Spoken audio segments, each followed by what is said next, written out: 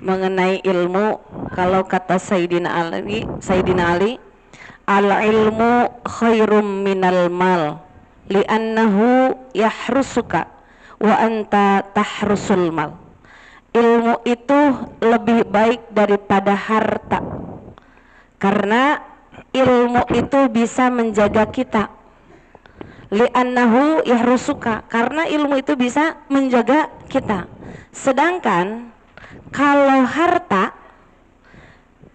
kira-kira bisa menjaga kita atau kita yang menjaga harta? Nah, nggak ada yang kita dijagain sama harta ya Bu. Yang ada kita jagain harta, ya. Makanya di sini kenapa al ilmu khairum minal mal, ilmu itu lebih baik daripada harta. Tapi pada kenyataan orang lebih senang ilmu, lebih senang harta, Bu. Dunia melulu, harta melulu, ya kan? Seperti itu. Kita kenapa senangnya harta, senangnya urusan dunia, padahal ketika di sini Sayyidina Ali mengatakan ilmu itu pasti bisa menjaga kita. Karena tidak ada orang yang satupun yang bisa dijaga oleh harta. Sedangkan ilmu menjaga kita. Satu, menjaganya dari apa? Kebodohan. Intinya ya, karena niat mencari ilmu itu kan salah satunya adalah menghilangkan kebodohan. Satu, kita terhindar dari kebodohan. Yang kedua, tadi ketika beramal, kalau tanpa ilmu ini yang bisa celaka. Ya, karena ketika beramal tanpa dengan adanya ilmu, maka diri kita bisa salah. Yang pengennya benar menjadi salah. Nauzubillah, ya, bisa celaka. Dan juga ketika diri kita berilmu, ya, kenapa ilmu itu bisa menjaga kita? Karena nanti yang akan menyelamatkan kita salah satunya adalah dengan keilmuan. Contohnya amal ibadah yang kita lakukan, sholat yang kita lakukan, amaliyah sedekah dan lain sebagainya. Kalau tanpa ilmu, maka di sini kita bisa salah. Seperti halnya Bu Punten berkaitan dengan kitab Sulamut Taufik. Kalau berjamaah, kira-kira untuk perempuan baiknya di mana? Di mana? Di rumah. Tapi kalau ibu ke pasar, lebih baik ke pasar. Kalau belanja ke pasar, ke rumah. Kalau banyak madorot di masjid, banyak madorot di pasar. Ayo, ulang ya, saya pertanyaannya. Kalau sholat, ibu lebih baik di mana, Bu? Di rumah. Kata siapa? Kata saya. Kata siapa? Kata kakek. Kata ustad. Oke, nah ini perlunya kita ilmu ya. Perlunya kita ilmu, harus kita luruskan. Memang betul ada hadis Rasulullah yang mengatakan, bahwa ketika seorang perempuan itu lebih baik sholatnya di rumah, dan ketika di rumah itu ada tempat yang terang, maka lebih baik lagi di tempat yang lebih gelap lagi dan lebih lagi ke dalam lagi. Itu kita lihat dulu asbabnya turun hadis itu kenapa dan kapan, ya. Jadi ketika Rasulullah mengungkapkan hadis tersebut, ya, itu adalah pada zaman Islam itu baru berkembang. Perempuan di sana masih mengkhawatirkan. Khawatirnya apa? Khawatir celaka dengan godaan-godaan di luar sana, karena dulu pada zamannya jahiliyah, ya. Maka di sana perempuan lebih baik sholatnya di rumah. Dan itu kalau kita lihat dari hadisnya, dalam penjelasannya itu adalah untuk para gadis.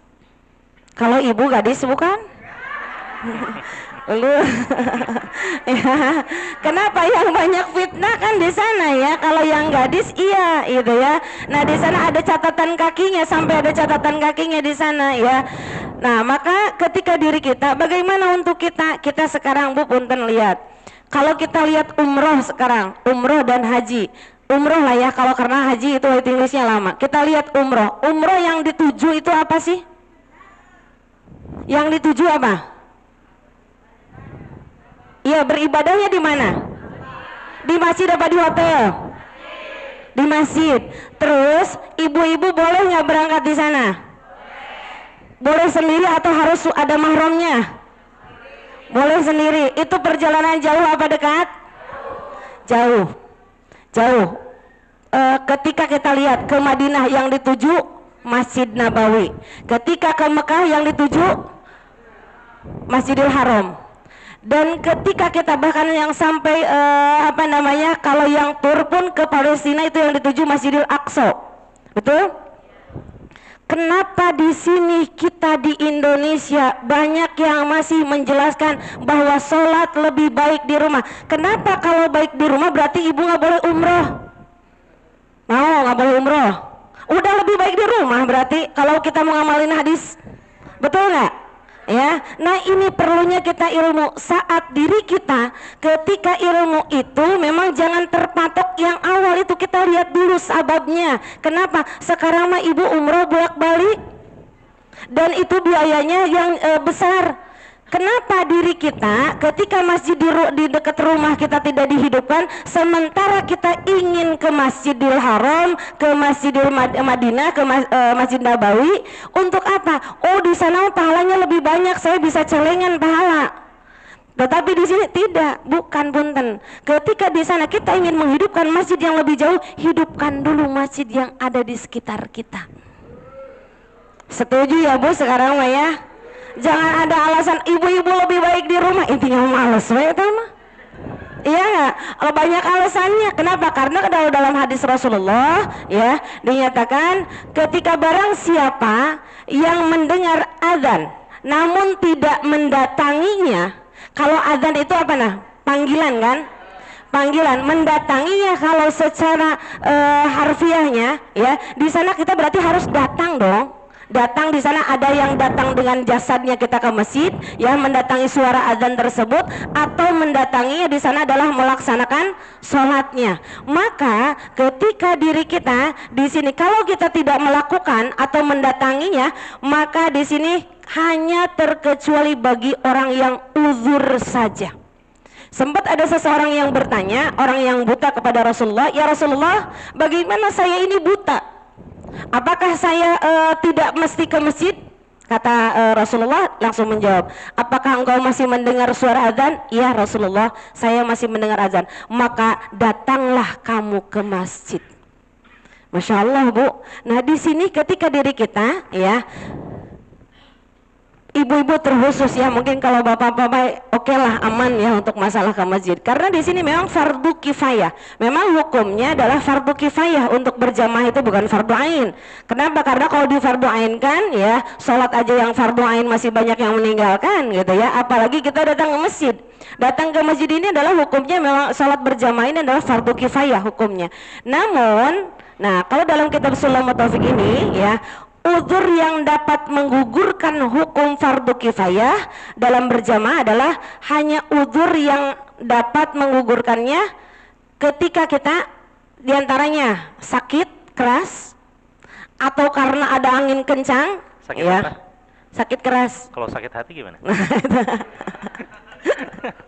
Nah itu hatinya yang sakit berarti ya salah satunya ya. Nah ini kalau boleh ya, kalau sakit hati berarti emang nggak mau datang ke masjid gitu ya, bukan karena ada uzur. Nah maka saat diri kita ya, intinya kaum ibu kita, kenapa kalau kita pikir-pikir ya, kita lihat tarawih Bu, masa kita mau sholat berjamaahnya yang setahun sekali?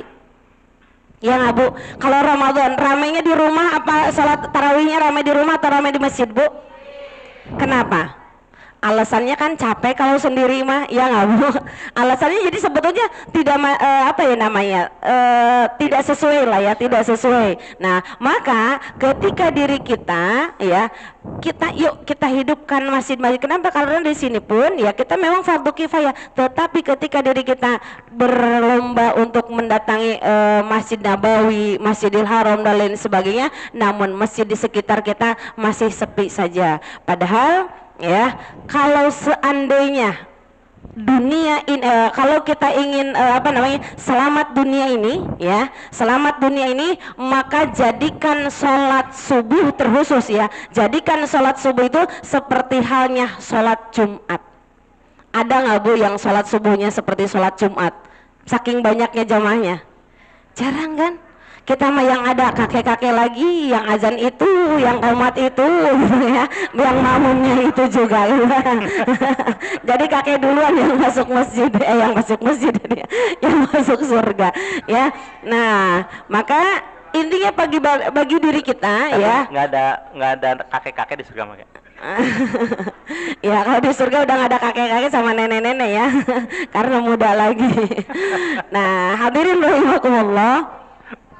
Pada intinya adalah catatan bagi kita, inilah perlunya kita ilmu, ya. Kadang kita ingin, oh saya sedang mengamalkan hadis Rasulullah, gaya banget pokoknya ya alasannya, pengen mengamalkan hadis Rasulullah, tapi ya kita lihat dulu kita hidupnya di zaman kapan. Sekarang kita ke mall aja masih bisa sendiri, ibu belanja ke Tanah Abang berani, ibu-ibu doang gitu ya, ke Tanah Abang loh lebih banyak masalah mudaratnya gitu kan. Kita ke pasar, ke mall dan lain sebagainya. Kita sebetulnya yang banyak fitnah itu kan bukan di masjid. Yang banyak fitnah itu di mana? Di pasar. Lebih banyak setannya di pasar, ya kan? Kalau ibu kan datang ke sini ke masjid, ibu kita tenang, duduk pun kita merasa tenang. Sok coba bu, ternyaman lah kalau duduk di masjid itu, masya Allah, ya. Kita tenang, nggak inget cucian, ya kan? Apalagi ngaji nggak inget segosokan dan lain sebagainya.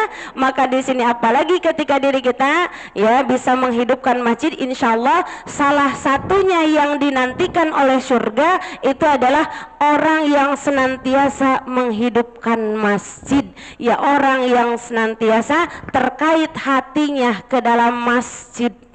Amin insya Allah, ya. Jadi mulai hari ini insya Allah kita niatkan menghidupkan salat berjamaah di masjid, ya. Makanya kita salah satunya pindah ke sekolah pun itu adalah untuk menghidupkan Masjid Tajul Arifin, ya. Maka mudah-mudahan kita semuanya, ya. Dan gini, kalau kita ilmu tadi ilmu itu kan bisa menjaga kita ya. Sedangkan kalau harta itu kan kita, ibu punya uang, ya, ibu punya uang di rumah 200 juta contohnya. Kira-kira ibu mau keluar nggak bu? Kayaknya ibu nggak tenang kalau mau keluar pun, ya, iya nggak bu? Bingung soalnya nggak ada duitnya ceritanya. Ya, contohnya kan kita punya emas gitu ya, punya emas yang berapa puluh kilo gitu di rumah gitu ya. Contohnya kita nggak bakal tenang, apalagi nggak dikunci gitu ya. Adanya emasnya emas karto.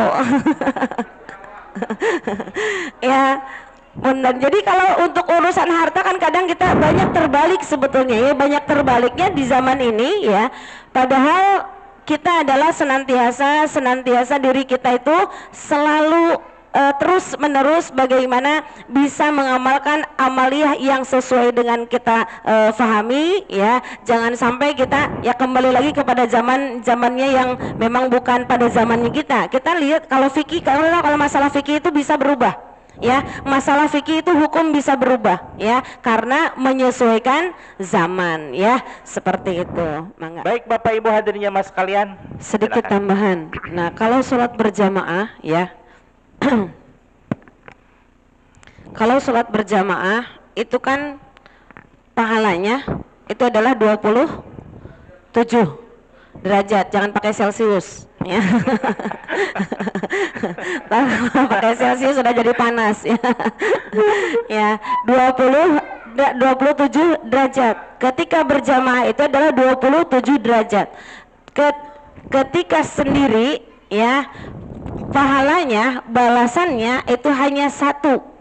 Dalam catatan lagi, satu kalau Fatihahnya betul, benar, ya. Kalau Fatihahnya benar, ya. Itu bagaimana kalau yang Fatihahnya tidak benar? Ya, satu juga tadi syaratnya dengan kalau Fatihahnya benar gitu kan. Apalagi kalau tidak benar Fatihahnya, maka bisa jadi tidak sah salatnya. Kenapa? Karena Fatihah adalah masuk syarat sah salat, ya, dan masuk rukun salat. Nah, ketika diri kita ya tadi, kira-kira ibu senang yang banyak, senang yang sedikit? Senang yang banyak. Mau masalah apapun biasanya kita senang yang banyak. Tapi sekarang kita sholat, kira-kira ibu mau yang satu, mau yang 27? Masih bingung-bingung kan? Masih galau ya. Insya Allah mulai sekarang, sayang ya kalau kita sholat sendiri cuma satu, itu pun kalau Fatihahnya benar. Tetapi kalau berjamaah kan kita udah 27, ibaratnya kerja kelompok, Bu. Kalau berjamaah itu kan kerja kelompok. Mau kita bisa bagus, gimana imamnya di sana? Ketika imamnya bagus ya, ketika di sana insya Allah kita mengerjakannya menjadi kerja kelompok, kebaikannya menjadi 27. Tetapi kalau sholat sendiri ya, satu, itu pun kalau Fatihahnya benar. Satu, benernya catatannya, kalau benarnya bisa secara maknawinya, yaitu adalah benar secara bagaimana kita komunikasinya, seperti halnya Fatihah itu sudah kita jelaskan bahwa bagaimana hak Allahnya kita tertunaikan tidak, bagaimana hak kitanya, hak hambanya tertunaikan tidak, baca Fatihahnya. Atau secara harfiahnya, benarnya di sana benar secara makharijul hurufnya, bacaannya benar atau tidak, maka di sana itu menjadi kebaikannya di Allah balasnya satu ya. Jadi kita sekarang insya Allah niatkan kita berjamaah ya. Ibu dan nih biasanya, nih saya yang paling greget, mumpung banyak ibu-ibu, paling banyak saya greget gini, ketika kita di di rest area atau dimanapun lah ya, dimanapun, ketika kalau lihat bapak-bapak itu biasanya kalau di masjid ya, itu biasanya langsung otomatis berjamaah. Tapi kalau ibu-ibu coba lihat, ada 100 orang dia sholat sendiri-sendiri ya, apalagi kalau di rest area, bener ya? Kenapa penyakitnya? Karena tidak memahami cara berjamaah. Biasanya gitu, bagaimana cara masbuknya, bagaimana, kenapa? Karena jarang berangkat ke masjid, jadi gitu, ketika sholat di masjid pun inginnya sholatnya sendiri. Nah ini yang harus kita perbaiki ya, karena ketika kita di rest area atau apa ya, ya kita dari satu biasanya alasannya ibu-ibu tuh karena nggak mau jadi imam. Satu, ya kan, biasanya nggak ada yang mau jadi imam tuh ibu-ibu tuh biasanya. Yang kedua, karena tidak paham bagaimana cara masbuk. Nah ini yang harus kita perbaiki, bagaimana cara masuk. Kalau kita sering lihat ke masjid, sering berjamaah di masjid, maka kita harus memahami bagaimana cara masbuk mengikuti berjamaah. Itu nanti kita kayaknya harus ada pembahasan khusus ketika untuk berjamaah ya. Pada intinya adalah di akhir kajian ini ya, diri kita senantiasa terus berusaha bagaimana memaksimalkan keilmuan dan memaksimalkan amaliyah ya, karena ilmu tanpa amal seperti halnya pohon tidak berbuah, begitupun amal tanpa ilmu, maka ini kita akan menghampiri kecelakaan bagi kita semuanya. Nauzubillahi min dzalik.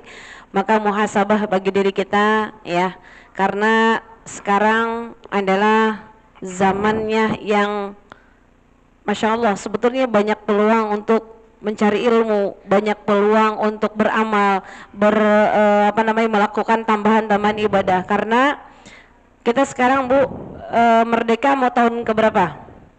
79. 7 berapa?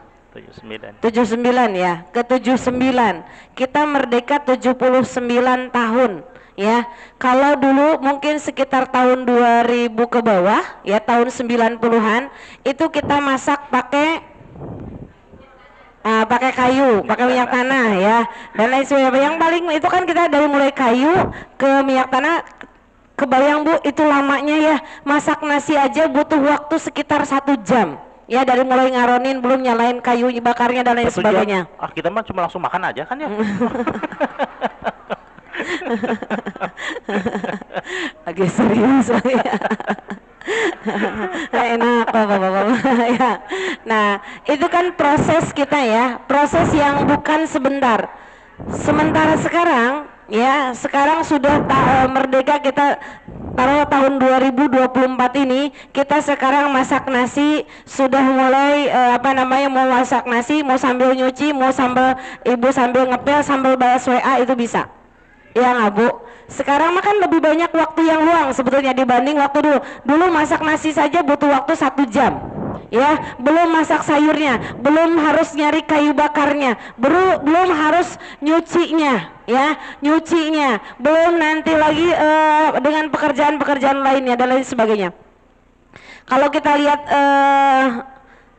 dulu zamannya lagu Nasi Daria kan, tahun 2000 bekerja serba mesin, berjalan berlari menggunakan mesin. Manusia tidur berkawan mesin, makan dan minum dilayani mesin. Sungguh mengagumkan tahun 2000. Ada yang hafal nggak? Atau dibantuin gue ini, Bu? Saya dulu ketika tahun 90 saya usia SD, itu denger lagu itu, Masya Allah, Bu, saya ngeri. Kenapa? Karena kata saya, bagaimana caranya orang dilayani mesin, bagaimana orang tidur berkawankan mesin gitu kan, dan lain sebagainya kan. Kalau dalam selanjutnya itu kan apa namanya, hutan ditebang jadi pemukiman, langit suram udara panas, akibat pencemaran, ya. Nah di situ kan hutan ditebang gitu kan jadi pemukiman. Ini sekarang terjadi loh sama kita, ya, terjadi loh buat kita semuanya. Dulu saya begitu takutnya menghadapi tahun 2000, kata saya bagaimana ternyata sekarang teralami. Masya Allah, ya, kita sekarang mau nggak mau masak tinggal pencet HP udah datang, ya kan, boleh GoFood atau memang tetangga yang jualan dan lain sebagainya, ya. Sekarang kita banyak peluang untuk ibadah. Mau alasan apa lagi kita beribadahnya tidak maksimal, ya. Seharusnya saya tungguin dulu nih, gantian saya kalau mau ngobrol. Ya, nah kita ya seharusnya, ya kan, kita ini sekarang ibadah tuh lebih baik dari zaman dulu harusnya, ya. Tapi karena ada setan gepeng ini, ya, ini kan godaannya di sini, ya. Ya, ini godaannya kan di sini. Ibu coba terdengar adzan, dengar megang HP aja, ada telepon yang awalnya cuma angkat telepon doang, lihat status orang lain, nggak berasa, sholatnya telat. Ya, betul nggak, Bu? Nah ini kita kadang mau ngapain aja, scroll dulu, mau tidur, Masya Allah. Padahal kalau kita melakukan, ya, sekarang untuk ibadah itu banyak sekali. Karena dalam nyuci, dengan masak, dengan ngepel, itu bisa satu waktu loh, ya kan, sekarang mah, ya. Dan kalau males kita tinggal pencet doang gitu kan, kalau ada duitnya. Nah seperti itu kan, Masya Allah, betapa mudahnya. Maka kita senantiasa muhasabah bagi diri kita mudah-mudahan bisa menjadi lebih baik lagi, lebih menjadi terbaik lagi, dan bahkan kita lebih baik lagi dari sebelumnya, ya, dan menjadi kita dalam keadaan husnul khotimah, ya, dan pastinya ibadah kita mendapatkan ridha dan rahmat Allah Subhanahu wa taala. Amin. Amin. Ya Allah ya Rabbal alamin, ya. Mudah-mudahan ini adalah bisa menjadi bekal untuk kita semuanya, bisa memaksimalkan tadi sholat berjamaahnya. Bisa di mana, Bu, sholat berjamaahnya? Udah lupa lagi kayaknya. Sholat berjamaahnya di masjid. Terus juga kita menuntut ilmunya lebih semangat dibanding mencari harta, biar ada oleh-olehnya sampai rumah ini, ya, insya Allah, ya. Maka mudah-mudahan kita dengan meningkatkan kualitas keilmuan kita, meningkatkan kualitas amaliyah kita, karena kita tidak ada yang tahu kapan kita kembali kepada Allah Subhanahu wa taala, ya. Maka senantiasa mudah-mudahan diri kita insya Allah berikhtiar dalam memaksimalkan amaliyah yang kita yang bisa mendatangkan ridha dan rahmatnya Allah Subhanahu wa taala. Amin. Ya Allah ya Rabbal alamin. Kita tutup dengan kifaratul majlis.